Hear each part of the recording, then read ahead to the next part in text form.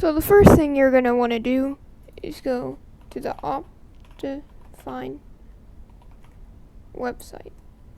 Then you're going to want to click here. Once you're at the Optifine website, go to downloads. Once you're at downloads, click download. Once you click download, wait 5 seconds, then click skip. Once after you click skip, you already know it. Click download. Click keep. First, you're also gonna wanna open Minecraft 1.19.2 before you do this. Click install.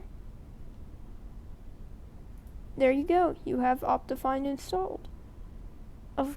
And my Minecraft launcher won't work right now, and I would have to restart my computer for it to work because I opened Lunar Client, and whenever I open Lunar Client, it doesn't work. So yeah.